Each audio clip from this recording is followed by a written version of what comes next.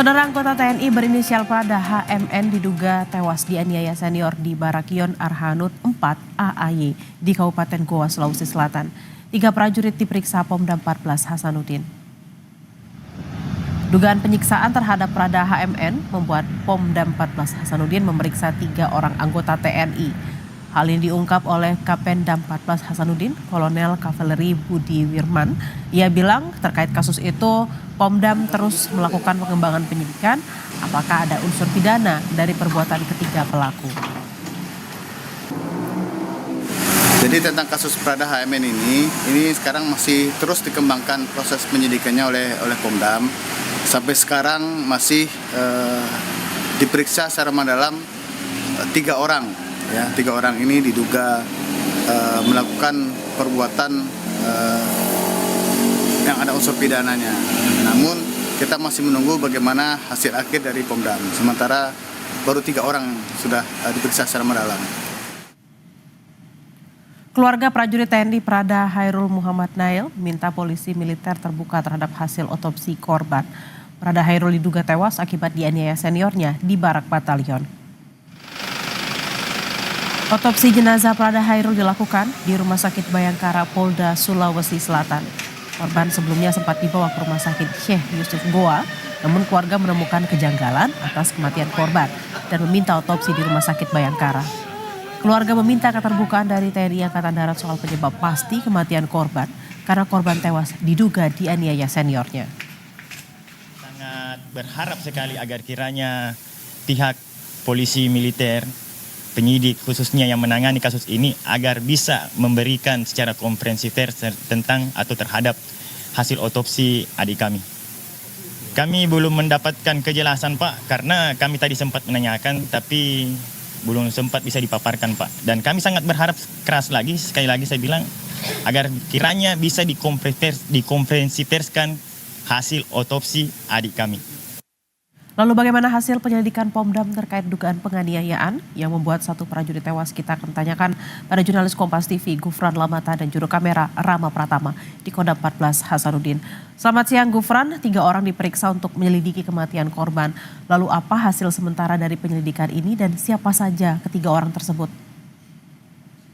Selamat siang Bella dan juga saudara, betul sekali memang hingga saat ini 3 prajurit telah diperiksa namun juga telah ditahan namun bukan sebagai baru sebagai saksi seperti itu. Untuk tersangka memang belum ditetapkan dari Kodam 14 Hasanuddin seperti itu. Seperti yang kita ketahui bahwa dari keluarga korban sendiri ini memang mengetahui awal kematian dari korban atas nama Prada HMN ini justru memang mendapat kabar dari dalam Kodam 14 Hasanuddin seperti itu yang memang sempat dibawa ke Rumah Sakit Syekh Yusuf Kabupaten Goa, namun memang terdapat kejanggalan di tubuh korban sehingga keluarga korban kemudian membawa lagi untuk melakukan otopsi di Rumah Sakit Bayangkara Kota Makassar. Namun disitulah baru nanti kemudian keluarga mendapatkan beberapa luka lebam di tubuh korban yang tidak sesuai dengan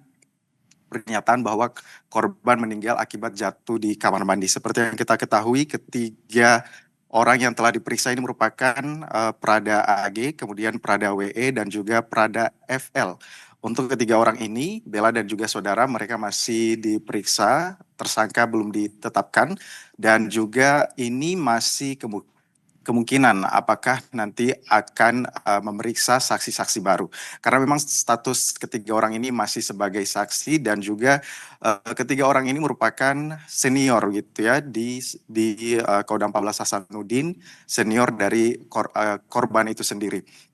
Dan lebih lanjut nanti kalau kita bertanya soal apa motif dan juga apa yang kemudian melatar belakangi para pelaku ini ataupun juga melakukan tindakannya terhadap korban ini masih terus didalami karena hingga saat ini pernyataan resmi terkait dengan apa yang melatar belakangi kejadian ini kemudian berlaku di Kodam 14 Hasanuddin ini juga masih terus didalami, termasuk kepada keluarga korban sendiri ini juga berharap transparansi dan juga keterbukaan terkait dengan hasil penyelidikan dari pihak Kodam sendiri ini untuk bisa seterbuka dan juga seprofesionalnya untuk bisa kemudian mengungkap kasus yang terjadi di dalam lingkup TNI Angkatan Darat di Kodam 14 Hasanuddin Kabupaten eh, eh, Kodam 14 Hasanuddin, dan juga saudara Bella dan juga saudara, seperti yang kita ketahui anggota TNI yang berpangkat Prada HMN ini tewas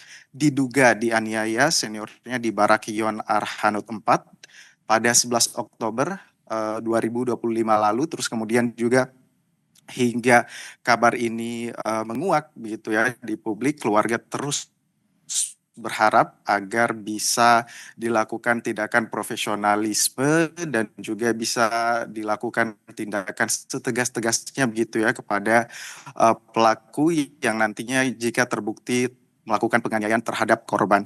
Kita ketahui juga sendiri bahwa otopsi yang dilakukan keluarga di Rumah Sakit Bayangkara ini kemudian memunculkan kecurigaan tersendiri bagi keluarga dan juga membantah begitu ya, dan juga mencurigai kematian korban ini karena seolah-olah hanya jatuh di kamar mandi, karena seperti hasil otopsi keluarga di Rumah Sakit Bayangkara, Bella dan juga saudara, ini terdapat beberapa luka lebam, ini ada berada di telinga kiri dan kanan, terus kemudian juga terdapat luka lebam di leher belakang, punggung, pangkal paha, dan juga kaki korban. Untuk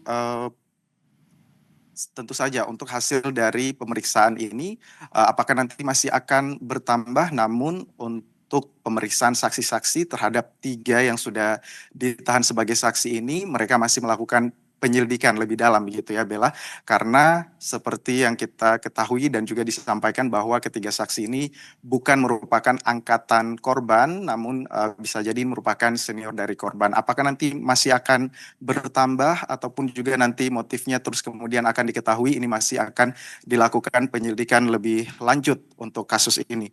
Yang pasti Bella dan juga saudara, seperti yang diketahui, ketiga orang ini telah ditahan di instalasi tahanan militer, dan juga korban ini tentu saja diharapkan bisa dilakukan pemeriksaan yang lebih mendalam, dan semoga kasus-kasus serupa ini juga menurut keluarga tidak kemudian terjadi lagi, apalagi di lingkup militer ataupun juga di lingkup tentara TNI Angkatan Darat khususnya yang ada di Kabupaten Goa, Sulawesi Selatan. Kembali ke Anda, Bella. Baik, terima kasih atas laporan Anda, jurnalis Kompas TV Gufran Lamata dan juga Rama Pratama dari Makassar. Selamat bertugas kembali. Yang juga jadi sorotan, Saudara Kepala Staf Angkatan Darat memastikan tidak ada intervensi dalam proses hukum kasus kematian Prada Luki. Kasat berharap semua pihak menjalani proses hukum yang sesuai prosedur berlaku. Hal tersebut ditegaskan Kasat saat kunjungan kerja di Palembang, Sumatera Selatan. Kasat mengingatkan sidang merupakan tempat untuk mempertanggungjawabkan bukti dan saksi dari satu perkara. Sidang memiliki prosedur mulai dari tuntutan, pembuktian, putusan, hingga banding. Kasat juga menyebut semua pihak harus mengikuti prosedur yang ada. Jika ada yang tidak puas dengan tuntutan atau putusan dalam persidangan, dapat banding, begitu pula sebaliknya. Jadi semua itu kan ada sidangnya, ya ada. Yang itu sidang juga tidak bisa kita intervensi, ya. Sidang itu bagaimana bukti-bukti, saksi-saksi, berarti dia harus bertanggung jawab, gitu. Kan ada prosedurnya kalau yang namanya menuntut, kalau dia tidak mendapatkan, tidak puas ya dia banding, itu kan ada prosedurnya. Kalau yang ini juga tidak terima terlalu berat, ya dia banding, itu memang hukum gitu, ya.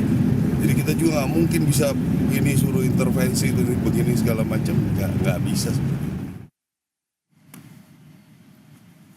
Kita akan ke Cilegon, Banten, Saudara, di mana saat ini Presiden Prabowo akan meresmikan pabrik industri petrokimia. Kita akan simak bersama-sama.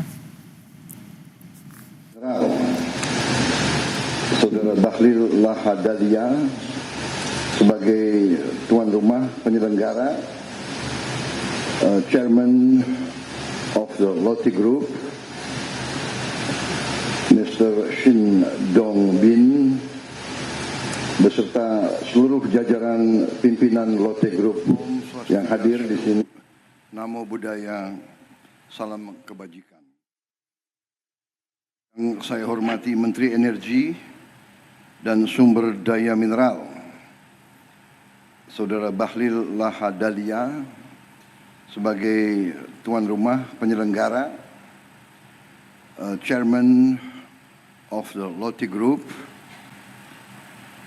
Mr. Shin Dong Bin, beserta seluruh jajaran pimpinan Lotte Group yang hadir di sini hari ini, Menteri Koordinator Perekonomian, Saudara Erlangga Hartarto, Menteri Luar Negeri hadir, Saudara Sugiono, Menteri Sekretaris Negara, Saudara Prasetyo Hadi, Menteri Perindustrian, Saudara Agus Gumiwang Kartasasmita, Menteri Investasi dan Hilirisasi, Saudara Rosan Perkasa Ruslani, Kapolri, Jenderal Polisi Prabowo, Listio Sigit Prabowo. Ada Prabowo-nya itu.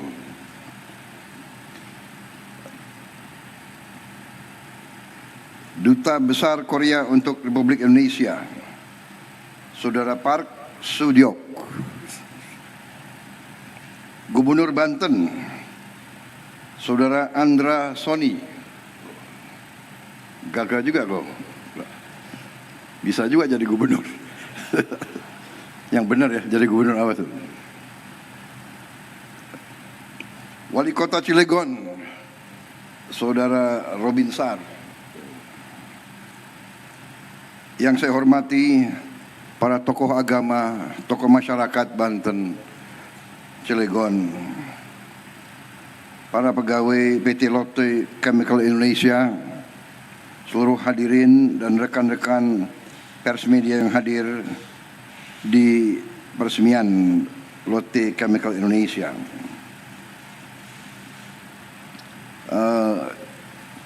Seharusnya atau saya kemarin juga mengundang atau saya minta diundang Presiden Joko Widodo, Presiden ke-7, ya.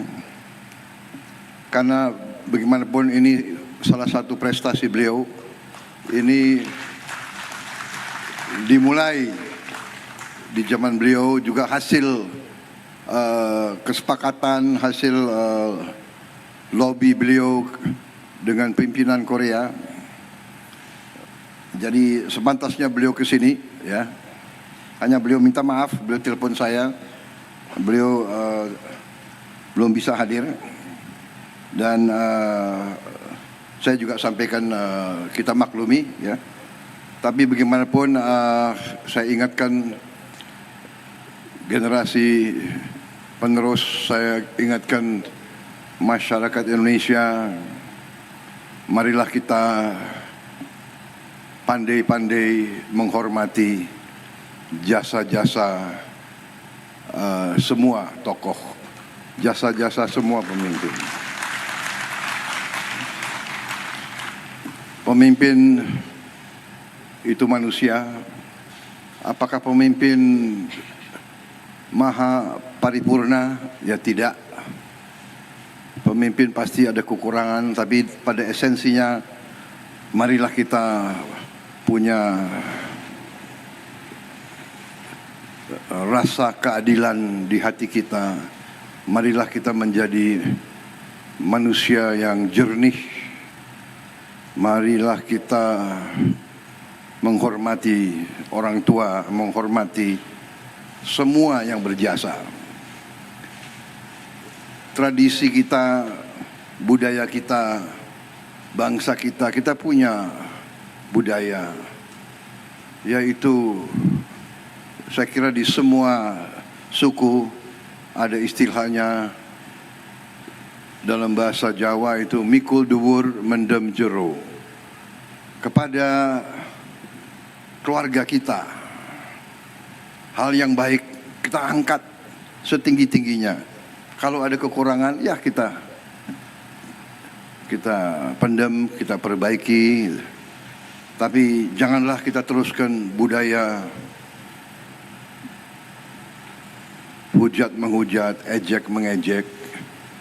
Kita harus kerja keras. Saudara-saudara, saya terima kasih kepada chairman dari Lotte Group dan seluruh unsur dari Lotte Group, juga dari pemimpin-pemimpin Korea. Saya termasuk yang kagum sama bangsa Korea. Saya kagum dengan budaya mereka. Saya kagum dengan kerja keras mereka. Mereka bangsa yang kerja keras. Mereka bangsa yang mampu mendirikan suatu bangsa modern dari puing-puing perang, dari kancah peperangan. Korea adalah bangsa yang sangat sering diinvasi oleh bangsa lain. Mereka sama juga dengan kita, pernah dijajah. Tapi mereka tegar, teguh, disiplin.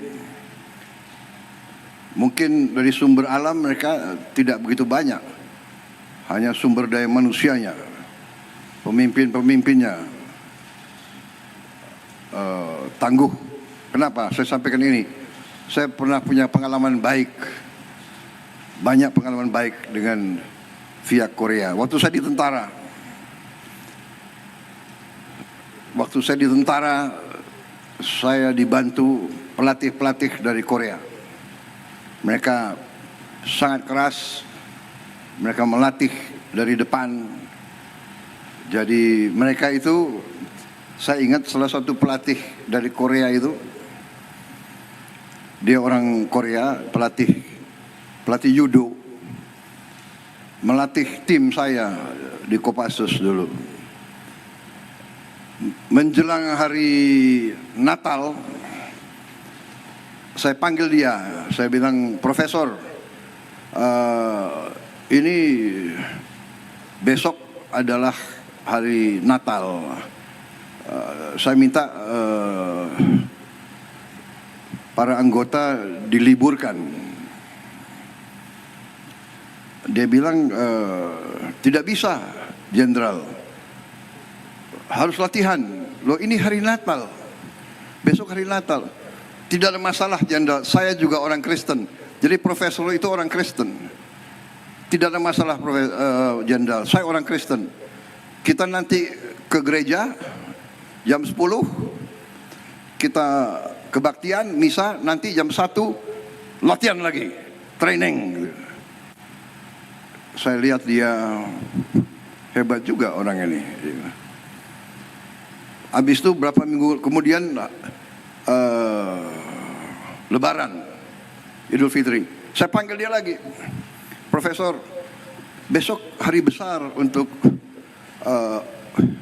umat Islam, harus libur."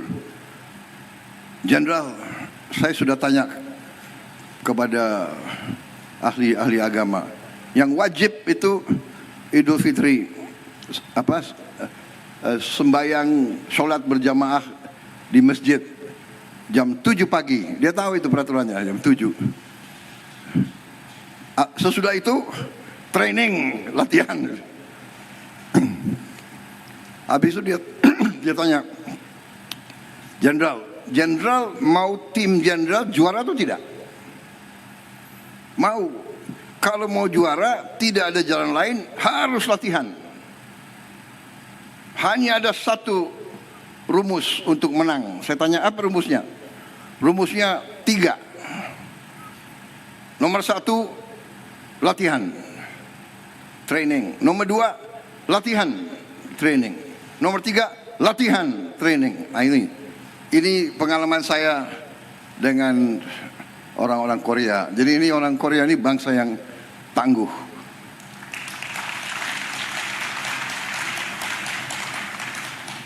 Bangsa yang tangguh. Jadi kalau negosiasi sama orang Korea tidak gampang. Ya, jadi boleh juga kalau orang Korea kita kirim orang Papua. Nah, jadi mereka bangsa yang tangguh. Ya. salah satu idola saya yang saya contoh adalah Jenderal Park Chung-hee, Presiden Korea yang mimpin pembangunan industrialisasi Korea. Ya mungkin ini tidak politically correct karena dia tentara ya. Tapi kalau tanya orang Korea semua, dia banyak jasanya dalam pembangunan ekonomi Korea. Dan yang saya kagum sama dia dan semua orang Korea mengakui dia memang orang yang bersih, orang yang tidak korup, orang yang membangun budaya Korea yang baik. Jadi ya itu salah satu contoh saya ingin jadi seperti itu. Walaupun pensiun, tetap saya punya kehormatan, kebanggaan sebagai seorang jenderal. Kalau saya sekarang dipercaya mimpin bangsa, saya ingin mimpin pemerintah yang bersih, pemerintah yang tidak korup. Dan saya terima kasih. Pembantu-pembantu saya ini bekerja dengan baik dan mereka juga ingin meneruskan, ingin memberi contoh kepada generasi penerus pemerintah yang bersih, yang tidak korup, sehingga kita bisa melaksanakan pembangunan besar-besaran. Pembangunan besar-besaran ya antara lain kita perlu dapat kepercayaan dari bangsa-bangsa lain, dari perusahaan-perusahaan yang lain. Contoh hari ini Lotte perusahaan mungkin salah satu terbesar di dunia mungkin. Asetnya $100 miliar. Dan mereka investasi di kita berapa? 65 triliun. Ya, jadi saya sampaikan di sini bahwa ini contoh dan ini juga kenapa saya tadi ingatkan, saya minta Pak Jokowi diundang ya. Karena saya lihat kok ada mulai budaya yang tidak baik. Ya. Pemimpin dikuyu-kuyu, dicari-cari. Pada saat berkuasa disanjung-sanjung. Ini budaya apa? Ini harus kita rubah. Ya kan? Ini harus kita rubah. Saya bukan Prabowo takut sama Jokowi. Prabowo masih dikendalikan oleh Pak Jokowi. Enggak ada itu. Pak Jokowi itu enggak pernah nitip apa-apa sama saya. Ya saya harus katakan yang sebenarnya kan begitu. Pak Prabowo takut sama Pak Jokowi. Enggak ada itu. Untuk apa saya takut sama beliau? Oke. Aku hopeng sama beliau kok takut. Iya kan? Sudahlah, saudara-saudara.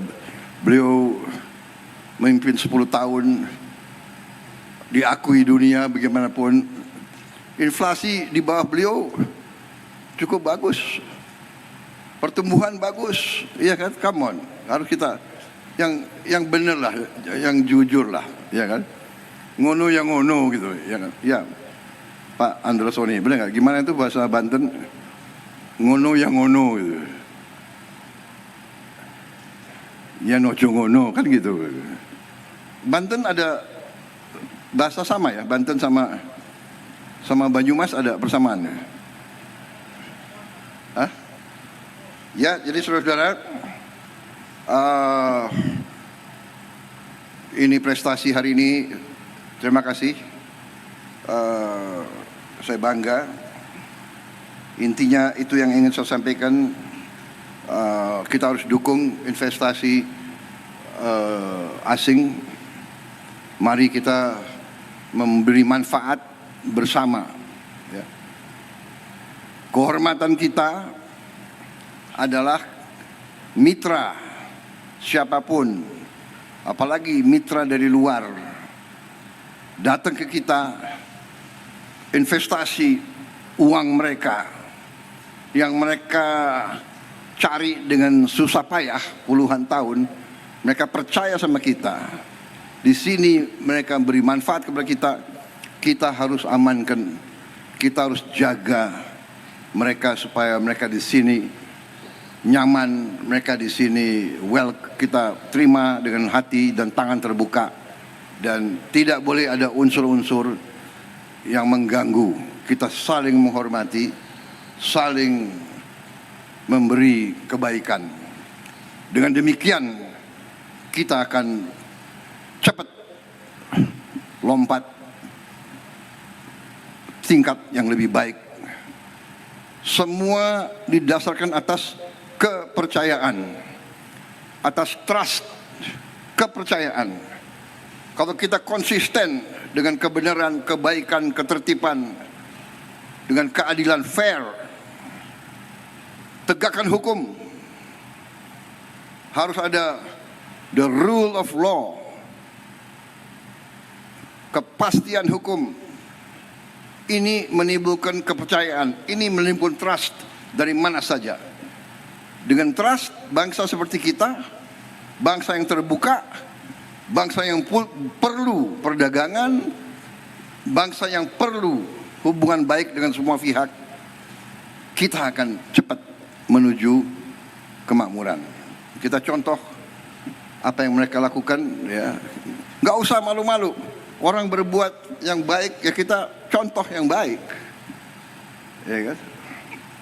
Korea sumber alam terbatas, dia punya musim dingin yang sangat dingin, ya. Korea sometimes very cold for me also. Saya baru pulang dari APEC, from the APEC conference, ya. Di kotanya mas Gyeongju, sangat dingin.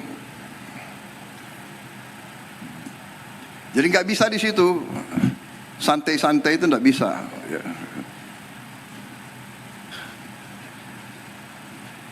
Saya nggak lihat tuh di situ ada orang Korea sarungan, itu nggak kedinginan.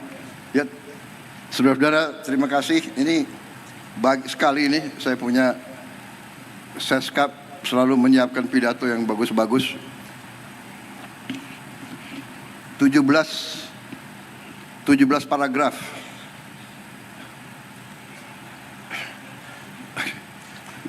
Kalau saya baca gimana? Saya baru di paragraf ketiga ini. Ini ada lagi. Dunia menghadapi tantangan besar, geopolitik. Gimana? Udah ya, cukup ya. Tapi terima kasih. Saya bangga hari ini bisa di sini, dan ini suatu kehormatan. Terima kasih Chairman of Lotte, leaders of Lotte, thank you very much. Terima kasih. Mudah-mudahan saudara di sini berhasil. Kita wajib mengamankan, kita wajib menjaga semuanya, karena ini membawa manfaat sangat besar bagi kepentingan seluruh rakyat Indonesia. Dan juga hari ini hari yang baik. Hari yang baik. Ternyata waktu saya lihat tadi, ya, tanggalnya apa tuh?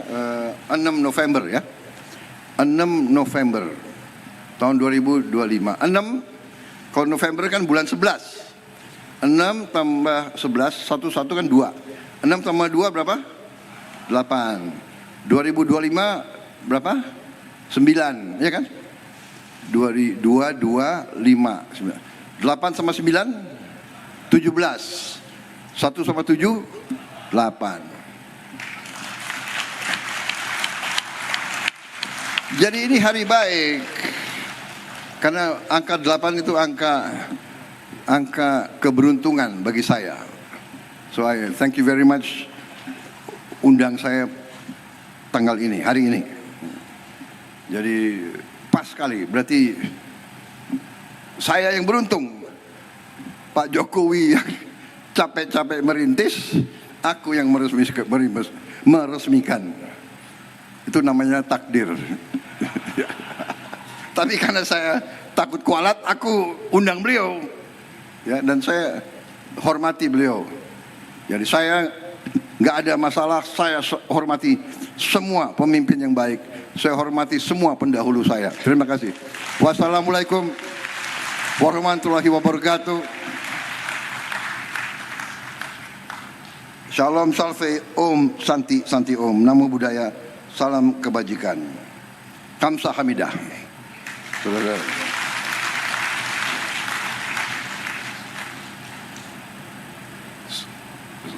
Peresmian sekarang ya. Ya, ya, ya. Terima kasih. Iya, oke. Terima kasih Bapak Presiden atas sambutannya dan mohon berkenan mendampingi Bapak Presiden. Dan saudara, baru saja kepada Presiden Menko Prabowo Perekonomian, menyampaikan Menteri sambutan ESDM, terkait Menteri dengan peresmian pabrik petrokimia PT Lotte Chemical Indonesia di Cilegon, Banten pada hari ini, saudara, 6 November 2025. Dan pabrik ini merupakan industri petrokimia nafta crackers terbesar di Asia Tenggara dengan nilai investasi sekitar 62 triliun atau 3,9 miliar US dollar. Dan saat ini Presiden sudah saat lagi akan menekan tombol untuk meresmikan pabrik industri petrokimia